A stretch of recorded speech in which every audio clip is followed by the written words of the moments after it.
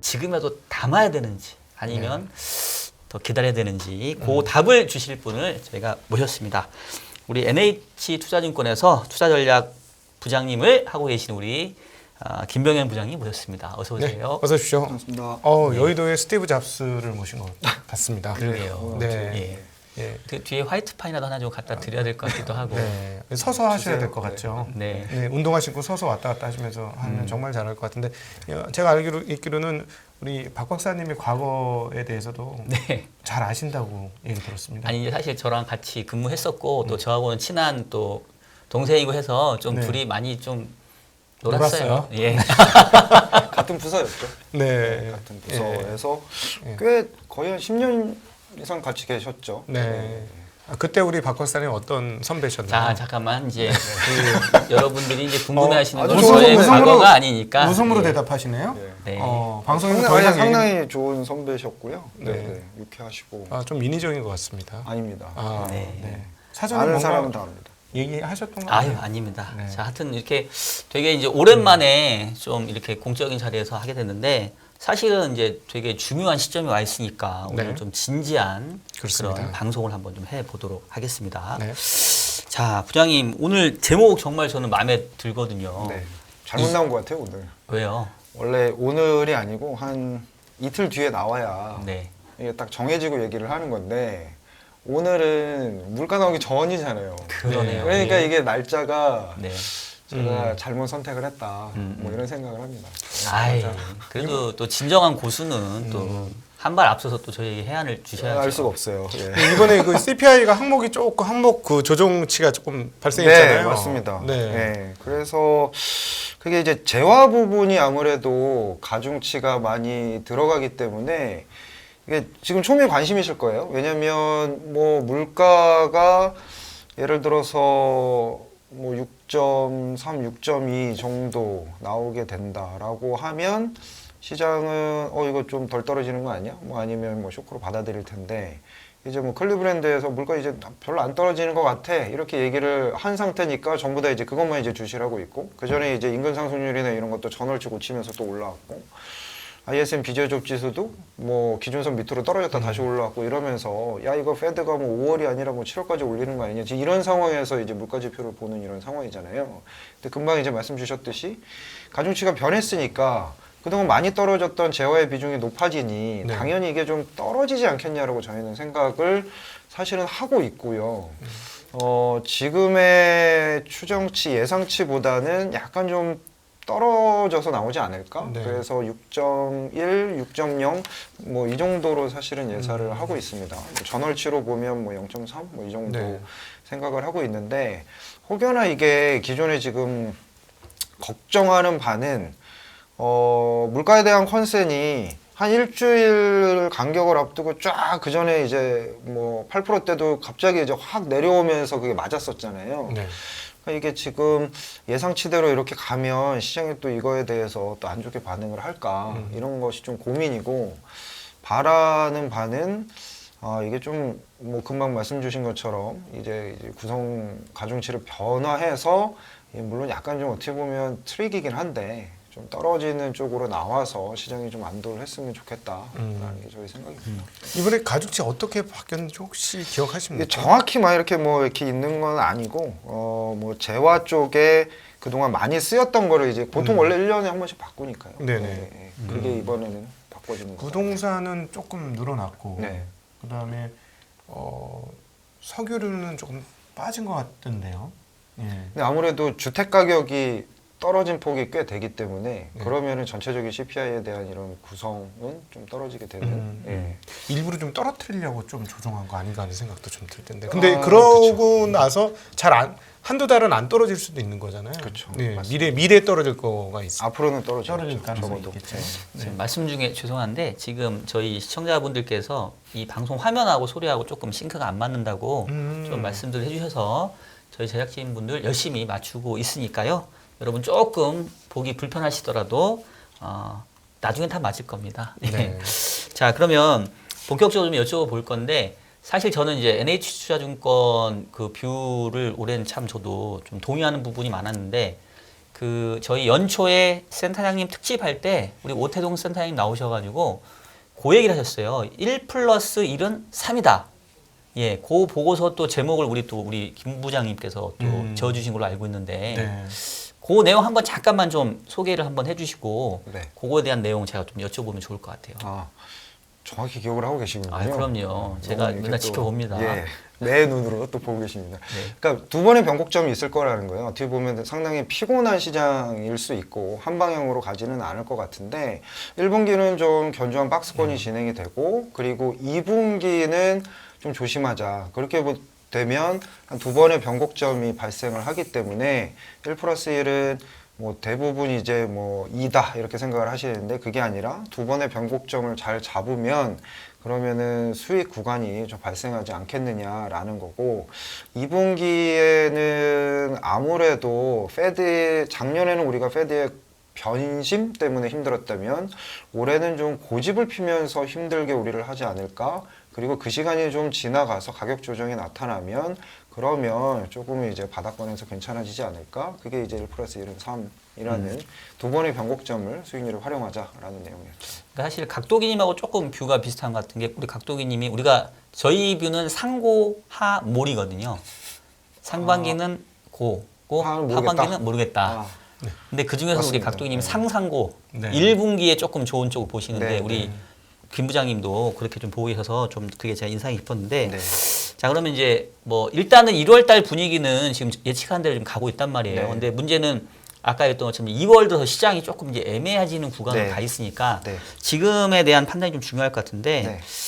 일단은 1분기는 계속 강세로 지금 계속 보고 계시는 것 같은데 수급적으로 사실 최근에 기관 수급에 대해서 조금 우려하는 목소리가 좀 있거든요. 네. 혹시 수급적으로도 여전히 조금 유리한 시장이라고 보시나요?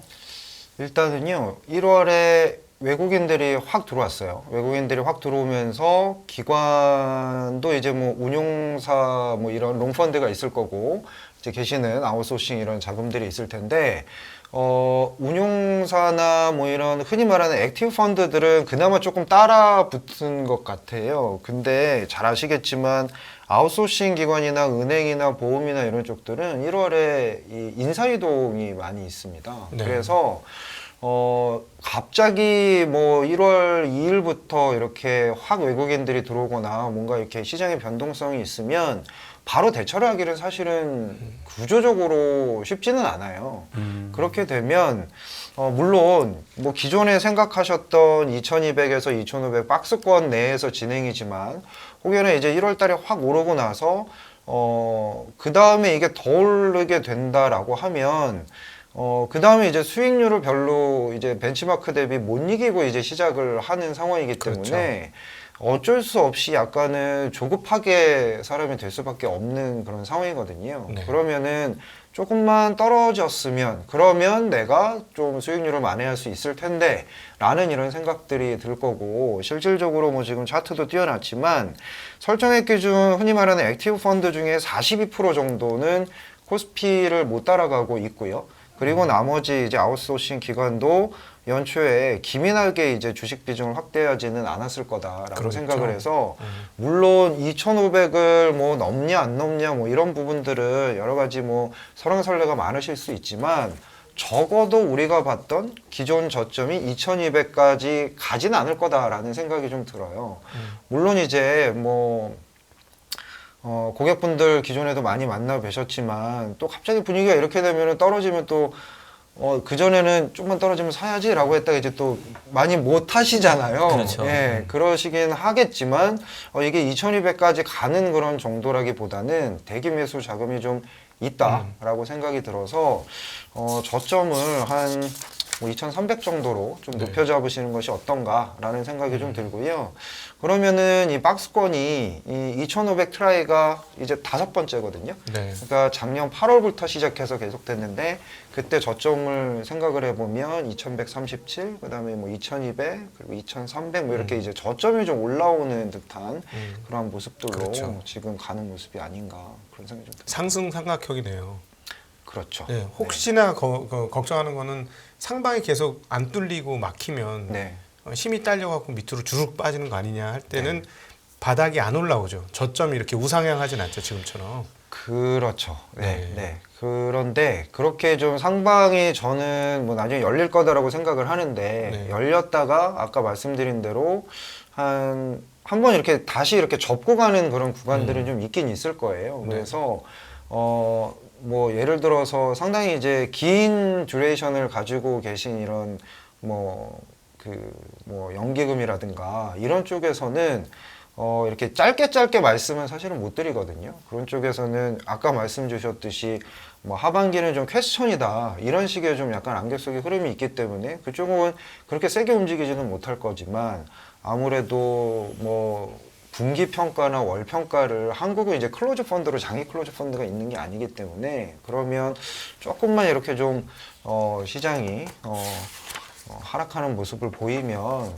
또다시 약간 요즘엔 좀 담아볼까 뭐 이런 생각들을 충분히 하실 수 있어서 네. 저점이 올라가는 모습을 보일 것 같습니다. 기관 수급이 조금 우려되는 부분이 있었는데 오히려 못 채웠다. 그래서 조금 빠지면 대기 수요가 있다는 말씀 주셨는데 네. 그럼 외국인 수요도 좀 궁금하거든요. 아무래도 올해 연초에 외국인이 이미 8조 이상을 팔았는데 2월 샀는데. 들어서는 샀는데? 예, 죄송합니다. 8조 원 이상을 감사합니다. 네. 샀는데 2월 들어서는 매수 강도가 좀 약화되니까 네. 해석들이 그냥 뭐 흔히 말하는 약간 리밸런싱 하는 차원에서 네, 리모델링 아니고요. 네. 오늘 제가 말을 많이 안 해야겠네요. 진행해 주세요. 네. 아니 그거는 정리하셔야지. 그걸 제가 네, 어떻게 받아들이겠습니까? 알겠습니다. 네, 외국인 리모델링 아니고요. 리밸런싱 차원에서 네. 1월에 반짝 산 게 아니냐라는 얘기도 있는데 외국인 매수가 어쨌든 간에 연초에 강세를 이끌었으니까 지속성도 우리가 좀 중요하게 봐야 될 것 같거든요. 어떻게 생각을 하십니까? 사실 뭐 8조 원 정도 샀으면 1달러는 됐다라고 뭐 보통 보시는 게 맞는 것 같아요. 그런데 이 부분을 생각을 해보실 때 일단은 이 차트를 먼저 좀 보시는 게 좋을 것 같은데요. 이게 참 지금 띄워놓은 차트를 보시면 왼쪽 차트가 뭐냐면 뮤추얼 펀드 우리가 흔히 말하는 글로벌리 투자하는 뮤추얼 펀드의 현금 비중입니다. 네. 그러면요 이 잔에 물이 들어있는 거랑 비슷하게 판단을 하실 것 같아요. 그러니까 최근에 이렇게 쭉 빠졌다는 얘기는 뭐 US든 연US든 돈을 이제 주식을 좀 샀다라는 얘기고 현금성 비중이 최근에 이제 급락을 했으니까 요 부분을 보면서 이 잔에 물이 이거밖에 없네 라고 보시는 분들도 있을 것 같고 거꾸로 야 이만큼이나 남았네 라고 보실 수도 있다라는 거죠. 그러니까 최근에 이렇게 쭉 현금성 자산 비중이 빠졌으니까 대부분 주식을 급격하게 달러 약세 기조에서 non-US 자산으로 샀는데 과거의 저점 대비해서는 일부 구간이 좀 남아있는 것 같고 그리고 최근에 이렇게 들어온 거는 뭐 일단 이 정도는 리밸런싱 한 것 같다 이렇게 이제 보실 수가 있는 이런 상황이어서 이거를 그냥 고지고대로 뭐 생각을 한다라고 보면 일정 부분은 남았다 그러면 이렇게 보는 것들에 대한 기전은 뭐냐면 달러 약세가 계속 진행될 것이냐거든요. 그러면 달러 약세가 계속 진행될 것이냐에 대한 답은 단기와 장기로 나눌 수가 있는데 최근에 1월 FOMC의 DXY라는 달러 인덱스가 100을 딱 찍고 지금 뭐 103 이렇게 올라갔어요. 네. 이거는 다시 이제 뭐 더 이제 뭐 금리를 올릴 거다 이런 생각들 때문인데 기조적으로 보자면 왼쪽에 보시는 차트처럼 미국과 유럽의 성장률 차이가 좁혀지면 달러 지수는 약세를 보이고요. 오른쪽에 보시는 차트처럼 미국과 신흥국, 특히나 이제 중국이겠죠. 중국의 성장률 차이가 좁혀지면 신흥국 통화는 강세를 보이는데 워낙에 유럽과 중국이 저 바닥 쪽에서 올라오고 있으니 그러면 달러에 대한 부분들은 기조적으로 약세로 보는 것이 맞지 않겠느냐라고 저희는 생각을 하는 거고 그러면 좀 기준이 필요할 거다라고 생각을 하실 수 있잖아요.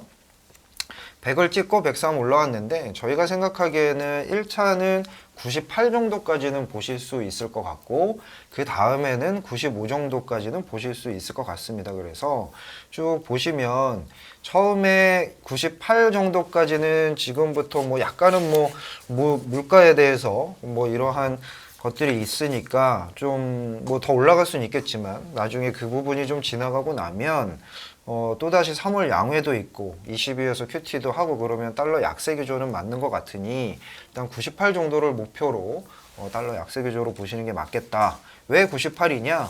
작년 연준이 이거 좀 이상한데? 라고 하면서 금리 인상을 해야겠다라고 하는 긴축팔작의 시초가 98 정도였었고 그 다음에 금융위기 이후에 2015년에 12월에 첫 금리 인상을 옐런이 단행했던 그때가 95 정도고요. 이게 2018년도 QT도 진행했던 그 때니까 그 정도 선이 아닐까 싶습니다. 그래서 저기 출렁이다가 다시 98 정도 갔다가 또 속도 조절했다가 그 다음에 95 정도로 보시면 어느 정도 요런 기준을 갖고 좀 매매를 하시면 큰 무리는 없지 않을까 그런 생각이 듭니다. 근데 뭐 너무 쪽집게처럼 숫자를 찍어주시니까 네. 감사하긴 한데 틀릴 수 있죠. 이 숫자 안 맞으면 어떻게 하려고 그래요? 저희 그 부장님이라고 네, 불러요. 네, 네. 부장님께서도 이렇게 두루뭉실하게 얘기하면 야 정확히 얘기해봐 뭐 이렇게 옛날에 하셨던 기억이 나서 알겠습니다. 틀리든 말든 일단 해야지 뭐 이러셔가지고 예, 네. 했는데 뭐 틀리겠죠. 뭐. 네. 어쨌든 이제 달러화의 약세 흐름이 좀 이어진다. 이제 네. 이런 기조로 말씀 주신 것 같은데, 근데 이제 사실은 저희가 달러화의 향방이 중요한 게 또 이게 글로벌 유동성하고 또 연관이 되잖아요. 맞습니다. 근데 최근에 미국의 고용 지표 나오면서 지금 분위기가 살짝 긴축이 더 갈 수도 있겠다. 네. 그리고 사실 우리가 지금 요즘 얘기는 안 하지만 여전히 QT가 계속 좀 진행되고 있잖아요. 맞습니다. 그러면 이게 달러화의 흐름하고는 무관하게 글로벌 유동성은 계속 지금 좀 줄어들고 있는 쪽으로 봐야 되는 거 아닌가요?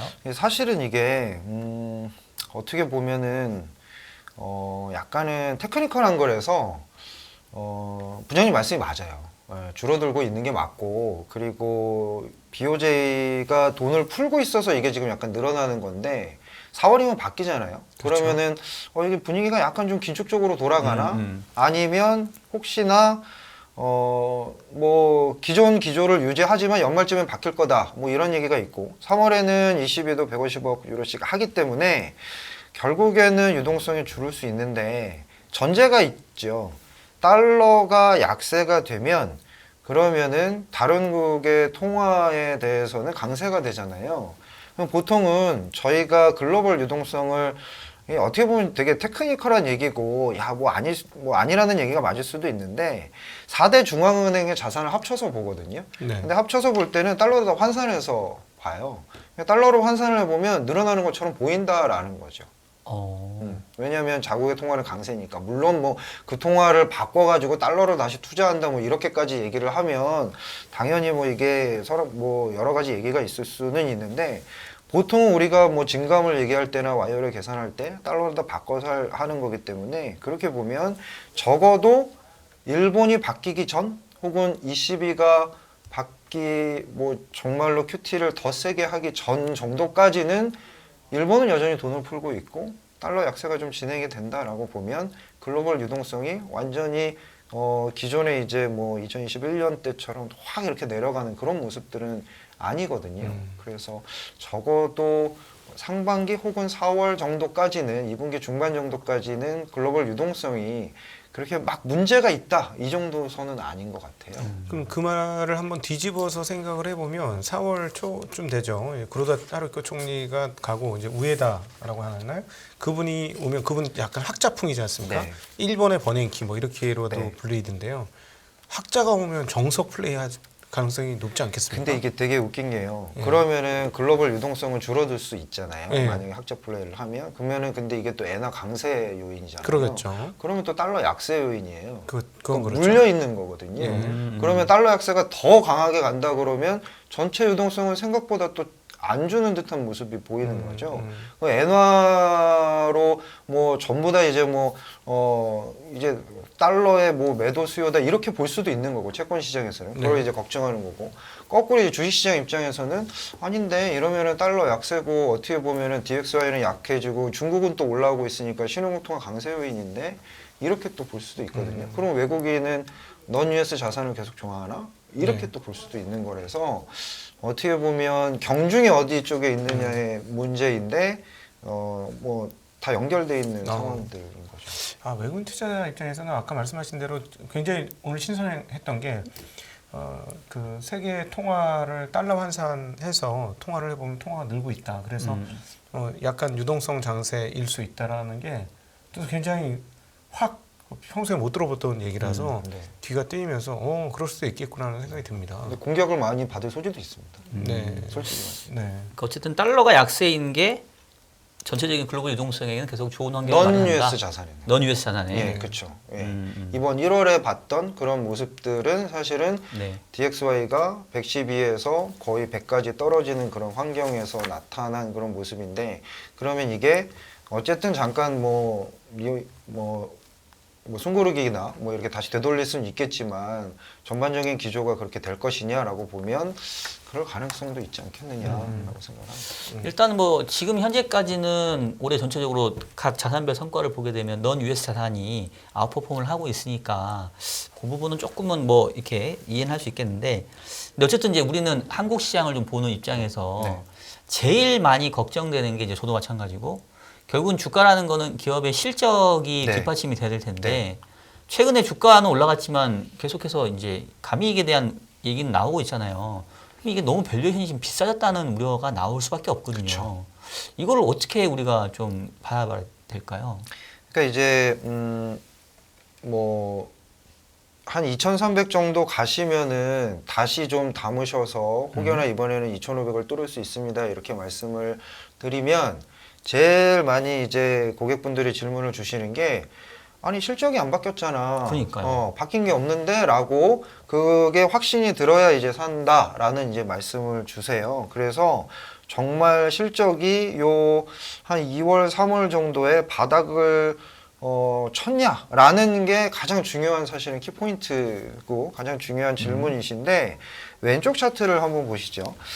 이게 4분기에 워낙에 시장이 이러니까 보통 기업들은 어떻게 하면요, 아 이게 시장이 이런 거지 우리가 잘못한 게 아니야. 내가 예를 들어 CEO 입장이면 그런 생각을 할 거 아니에요. 그러면 이번 기회에 완전히 비용을 다 떨구자. 그런 것들이 이제 빅베스라는 걸로 이제 나타납니다. 그래서 4분기에는 안 좋은 거 다 이제 해가지고 작년도에는 어차피 시장이 안 좋았으니까 이런 뭐 미국이 금리를 올려서 이렇게 된 거니까 안 좋았고, 그 다음 연도에는 이제 그 경영진이 잘해서 된 걸로 보이면 되잖아요. 그래서 이번 4분기에 엄청나게 이제 대규모 손실 처리를 했어요. 이러다 보니까 지금 왼쪽 차트를 보시면 올해 영업이익, 그러니까 작년도 영업이익 4분기가 26.2조인데 올해 거는 가만히 둔 거죠. 그러니까 이 세모로 표시되어 있는 이 영업이익이 1분기는 36.6조, 그리고 그 다음에 40조, 49조 이렇게 계단식으로 올라가는 듯한 모습을 보여요. 그래도 이거 어차피 작년 실적 다 끝나면 이것도 올해 것도 다 이제 하향 조정할 거 아니냐, 이런 생각들을 하시잖아요. 그래서 정말 비관적인 애널리스트들이 찍은 숫자만 보면, 그러면은 그 밑에 회색으로 돼 있는 네모있는 24.6, 28, 37 이렇게 됩니다. 그러면은 이게 1분기에 약간 내려갔다가 2분기, 3분기에 올라가게 돼 있는데, 이 네모에 있는 이 비관적인 숫자가 어느 정도의 숫자냐면요, 예를 들어서 오른쪽 차트를 보시면 삼성전자 영업이익이에요. 삼성전자의 올해 영업이익을 이 가장 비관적이신 분들은 1조도 안 되게 찍어놨어요. 네. 그러니까 지금 평균이 2.4조 정도 되거든요. 그러면 삼성전자가 1조도 안 나온다고? 뭐 거의 이제 제로라는 얘기랑 같은 그렇죠. 얘기예요. 이 얘기는. 그렇죠. 이 정도로 이제 비관적이라는 거죠. 그러면 우리가 생각을 할 때 이렇게 아무리 양보를 해도 2.4조와 1조 그 사이 어딘가에는 실적이 나오지 않겠느냐.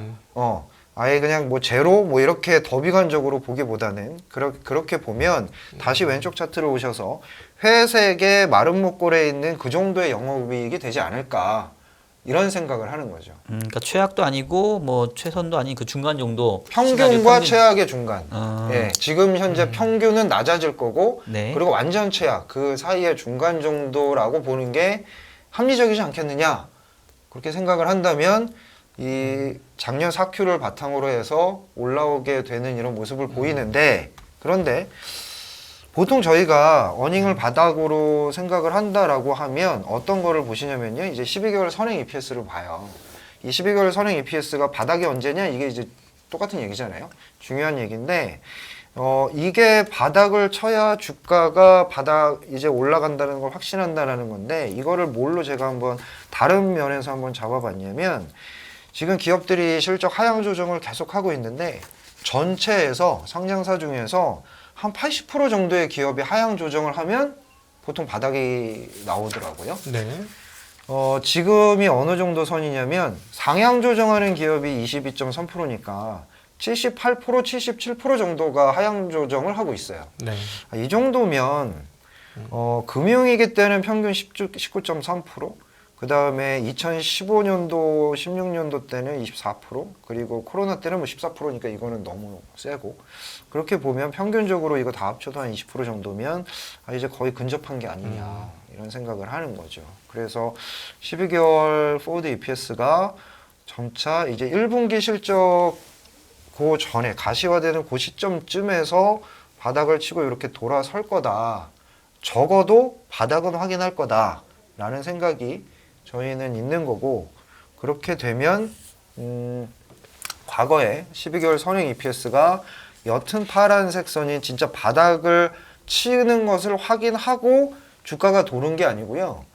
요 좀 전에 돌아요. 네. 아 주가는 EPS 선행적이죠. 바닥 먼저 만들어진다. 예. 그러니까 지금 같은 얘기들이 나오는 거죠. 그러니까 실적이 바닥을 내가 확인도 안 했는데 과거에도 주가가 먼저 도니 나는 아직 확신은 없고 주가는 자꾸 가는 것 같고 그런데 나는 실적의 바닥은 안 보이는데 이게 1Q가 바닥인지 4Q가 바닥인지 혹은 전체 기업 중에 한 80% 정도가 하향 조정을 계속 하고 있으면 이건 어느 정도 거의 끝단 온 건가? 뭐 이런 이제 계속 괴로우시겠죠. 예, 투자하시는 분들은. 예. 지금 약 올리시는 겁니까 지금? 아니요, 그러니까 제가 보는 데이터로 안 한 보면, 사람들? 예. 그러니까 왜 괴롭냐면요, 이게 데이터가 확신을 주면 네. 그러면은 확실하게 투자를 하시면 되는데 네. 이게 되게 헷갈리시는데 과거 데이터들을 보면 과거에도 이랬다. 예, 그 헷갈릴 때가 어떻게 보면 그거 좀 지나가고 보면 이게 바닥이니까 주가는 이미 저점을 좀 본 게 아닌가 이런 생각을 좀 하는 거죠. 이거 이제 상당히 좀 중요한 포인트 같기는 해요. 왜냐하면 이제 1월 달에 주가가 올랐는데 이거 뭐 기업 실적도 계속 안 좋고 뭐 신문에서는 계속 나쁘다는 경기 안 얘기 좋다고 나오니까. 하는데 주가는 네. 이미 올랐고. 네. 신문은 항상 호행적이에요. 그건 항상 호행적이에요. 근데 우리 위원님 말씀대로라고 한다면은 오히려 주가가 바닥 먼저 형성하고 그 다음에 이제 EPS가 오히려 돌아가는 경우가 과거에 많다. 근데 이미 지금 말씀하셨던 것처럼 삼성전자 1조를 생각해 보면 이번 4, 4분기에 1,200억 반도체 분에서만 네. 1,200억 흑자가 나왔는데 저희는 1,200억 흑자를 보면서 너무나 놀랬거든요. 근데 이제 뭐 자기네는 이제 설비 증설은 계속 꾸준히 하겠지만 라인 점검을 하겠다 이렇게 얘기를 했어요. 근데 이번 구간에 보면 요 앞단 구간이 역사상 가장 빠르게 재고가 증가한 구간이거든요. 그러면은 최악의 구간이었다라고 볼 수도 있는 거예요. 네. 그러면 그 최악의 구간이 계속될 거냐라고 따져보면 그때보다는 재고가 좀 줄었거든요. 재고 증가율은 확실히 좀 줄었거든요. 증가율은. 근데 이제 아직 완벽하게 다 마이너스로 안 갔지만 그러면은 4, 4분기 실적보다 더 나쁘게 2분기 이상 나올까는 정말 이해가 안 돼요. 그것까진 받아들이기 어렵다 그렇다게 치면 1조 언더까지 나오는 거는 정말 심하게 본 거 아닌가 하는 생각이 듭니다. 말씀하신 것처럼. 약간 기술적인 얘기를 하나 드리면 네. 12개월 선행 EPS잖아요. 근데 12개월이잖아요. 그럼 지금 2월이잖아요. 네. 그러면 내년 1월께 들어와요. 네. 네. 네, 3월이 되면 내년 2월 것까지 들어오죠. 그렇죠. 내년 거는 지금보다 훨씬 높죠. 그러니까 올해 순이익이 지금 엄청나게 하향을 해가지고 네. 이게 한 130조 원 순이익 뭐 이렇게 돼 있어요. 벌써 140조 원 아래로 돼 있는데 내년 거는 한 180조 원 돼 있거든요. 물론 그것도 좀 낮아지겠지만 내년에 2개월치가 들어온단 말이죠. 그러면은 기술적으로 12개월 포워드 EPS는 바닥을 잡을 수밖에 없어요. 네. 그 얘기도 되겠네. 지금 중요한 그 포인트를 지적해 주셨는데 사실은 앞으로 2개월짜리가 들어오든 대신 뒤에 2개월이 빠질 거 빠져요. 아니에요. 네. 그럼 작년 최악의 4분기 제일 안 좋았던 게 그 네. 데이터에서 빠져버리고 그러네. 사실은 기술적으로 이거는 바닥을 찾는 게 맞는데 혹시나 1분기가 더 안 좋아질까봐 지금보다 더 내려갈까봐 뭐 막 이런 걱정들을 하시는데 기술적으로 제가 봤을 때는 바닥을 찾는 게 맞는 것 같다. 네, 그런 생각. 자, 그러면 일단 뭐 우리 위원님 워낙 좀 약간 오늘 낙관적인 뷰를 좀 얘기해주고 계시니까 저희 방송이 그렇게 호락호락한 방송이 아니에요. 아시죠? 예, 저희 그냥 다 받아들이지 않습니다. 자, 그러면 조금 이제 반대 논리로 좀 얘기를 해보면 네. 사실 1월 달에 시장이 강세 보였던 이유가 이제 저는 그래요. 물가가 많이 떨어졌고 그래서 금리 인상 빨리 끝나고 연내 금리나 기대감 시장이 채권 시장 자체가 금리가 엄청 빠졌잖아요. 그러면서 기술주 성장주 많이 좋았는데 최근에 한 일주일, 2주일 사이에 금리가 엄청 올랐어요. 바닥 대비 거의 20-30bp 정도 급등했고 지금 뭐 금리 인상에 대한 전망도 5% 상단에서 5.25로 지금 넘어갔고 그렇죠.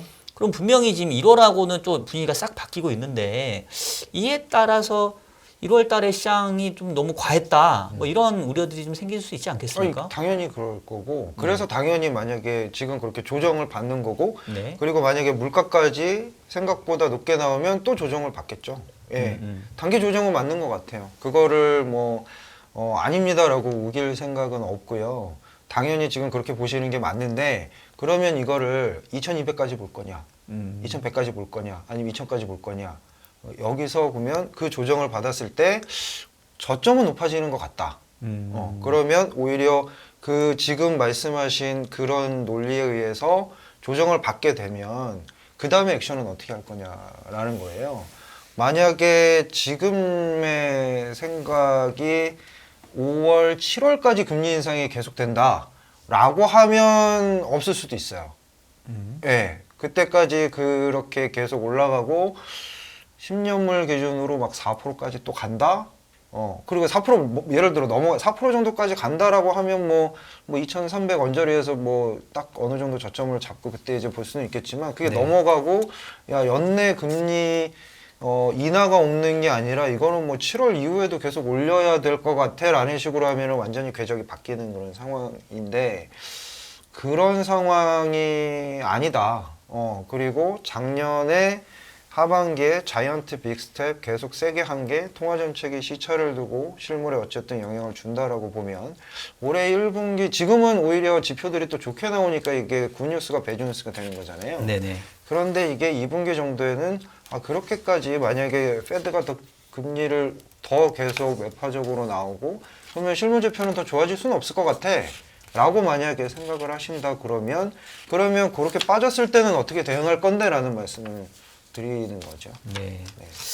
알겠습니다. 일단 조금 조정받을 수 있지만 추세를 훼손시킬 정도는 아니다. 최근에 저점에 대한 지지력은 충분히 확인했다. 네. 뭐 이렇게 말씀 주신 것 같은데 뭐 사실 오늘 이제 준비하신 자료들은 하반기까지 또 있긴 한데 하반기는 솔직히 가면 또 달라지니까 맞아요. 그거보다는 전 좀 상반기 조금 좋게 보실 때를 집중했으면 좋겠는데 결국 이제 우리 또 부장님께서 워낙 그 이슈라든가 종목 이런 거 되게 잘 잡아내시거든요.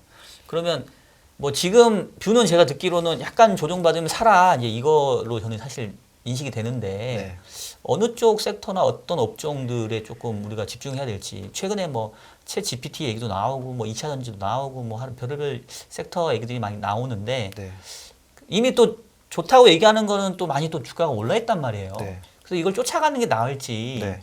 어느 섹터나 어느 업종에 좀 우리가 길목을 지키고 있다가 좀 접근을 하면 좋을지 그 부분을 조금 말씀 주시면 좋을 것 같아요. 예, 지금 차트를 보시면요, 이게 되게 애매한 상황이긴 해요. 왜냐하면 2016년 말에서 2017년도를 얘기해 주시는 분들도 있어요. 중국이 정책이 저렇게 바뀌고 중국이 나오니까 그러면 우리가 2016년 말에 소재부터 올랐고 그 다음에 3, 4월쯤에 반도체가 올랐고 그러면서 2017년도에 되게 좋은 시장을 보지 않았냐. 그리고 2018년도에 미중에 싸우면서 이제 별로 안 좋아지는 그리고 이제 큐티를 했던 그런 건데 지금은 미국과 유럽의 경기 상황이 달라요. 그리고 미국과 중국의 선진국과 신흥국의 경기 상황도 달라요. 네. 그러니까 경기 사이클로 전략을 잡아내기가 사실은 쉽지 않아요. 물론 결론적으로는 저는 똑같이 얘기는 하겠지만 그때 당시에 2016년 말에 젊은 매니저분들이 본부장님 분들한테 뭐라고 얘기했냐면 그분들이 야 이거 왠지 좀 포스코 사야 될 것 같지 않냐라고 얘기를 했을 때 기억나십니까? 네, 그때? 기억납니다. 예, 본부장님은 포철이나 매매하세요. 그때 막 그런 식으로 막 그러고 자기 게임도 되게 열심히 하고 그랬었던 시절이 있었어요. 그랬죠, 그랬죠. 근데 그때를 또 그대로 대입하기는 쉽진 않아요. 왜냐하면 그때는 유가가 40불대 후반이었고 물가도 2% 언더였고요. 그리고 재고제 조정에 의해서 공급측 개혁에 의해서 재고도 완전 이제 바닥이었는데 지금은 그렇지는 않습니다. 뭐 유가도 70불대 후반이고 물가도 그때보다 높고 그래서 저도 뭐 소재, 반도체 이런 걸로 가야 된다라는 생각들은 있지만 그때처럼의 그런 영광들은 아닌 것 같고 그러면 정책으로 계속 이렇게 잘라가야 돼요. 미국의 정책, 한국의 정책, 중국의 정책 뭐 이렇게 잘라가야 되는 그런 상황입니다. 그러면 한국은 지금 가장 이슈가 되는 게 과거에는 좀 간헐적으로 나왔지만 지금은 행동주의 이런 얘기 되게 많이 나오거든요. 그렇죠. 그런 이슈들이. 근데 이게 참 아이러니한 게 과거에는 여론몰이가 잘 안 됐어요.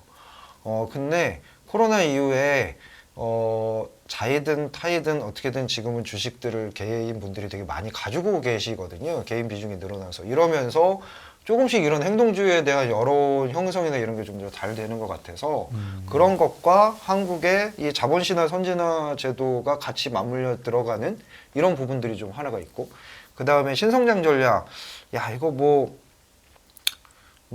늘 듣던 얘기 아니냐 뭐 얘기를 하지만 결국에는 정부 2년 차에는 항상 뭔가를 신정부는 하려고 하거든요.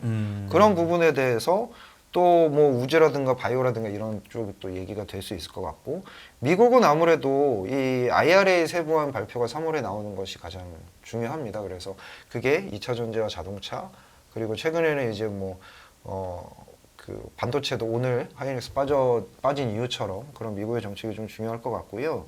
한국은 저는 약간 중국의 소비는 옛날과 같은 영광을 찾지는 못할 것 같다라는 생각은 좀 드는데 개인적으로는 한국이 부동산이 지금 다운턴이기 때문에 소비를 일으키기가 쉽지 않을 것 같아요. 그러면 결국에는 중국인들이 많이 관광에 오게끔 유도를 해야 되지 않느냐 그런 것들을 좀 감안을 해보면 한국 정책, 중국 정책 글로벌 금리 정책 이러한 것들이 쭉 있을 것 같고 이렇게 보면 너무 많아 보이잖아요.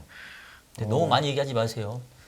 좀 추려서 얘기 좀 해주세요. 추려서. 네, 저는요 개인적으로는 헬스케어, 바이오 쪽을 좋다라고 생각을 하고 있고요. 제가 작년에 10월, 11월에 로봇 일본 갔다 와가지고 로봇 탐방제로 썼던 거 아세요? 보셨어요? 오. 네, 그때는 아무도 안 들었어요. 네. 아무도 안 들으시더라고요. 뭐 세미나도 그렇게 많이 옛날에는 되게 많이 잡혔는데 이렇게 많이 잡히지 않고 근데 이제 요즘에 세미나가 잡혀요. 그때 들을 걸. 1월에 로봇이 상당히 좋았어요. 그니까요. 네, 그래서 저희 쪽 스몰캡 쪽에서는 아무래도 정부가 뭐 이런 그 한국의 나사를 만들다고 그러지 않습니까? 네. 그러니까 뭐 우주 뭐 이런 것도 또 이슈가 되는 지난주 말부터 이렇게 조금씩 이슈가 되는 그런 상황들입니다. 그래서 그런 쪽도 지금은 당장은 금방 이제 채권에 엄청 전문가이신 박종현 부장님께서 채권 금리가 이렇게 올랐으니까 더 오를 수도 있고 그러면 이런 바이오나 뭐 우주나 이런 거 되겠냐 이렇게 이제 말씀하실 텐데 저 요즘 채권 안 좋아해요. 요즘은.